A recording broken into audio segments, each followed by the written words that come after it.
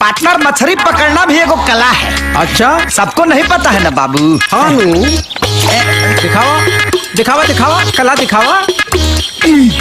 Partner, हाँ yes, ये देखा बाबू, हड्डी रंडी आदमी नहीं है हम। वही रहा, देखा इसका बड़ा है। तका तू ही खाली जाना तारा। अब देखा हमार खेला। पार्टनर, अब हमारा खेला देखो। पकड़ो पकड़ो पकड़ी पकड़ो, ये अंदर हाथ डालना। हाथ डाल के निकाल रहे हैं। पार्टनर, लागत पड़ के करे धरल बिया।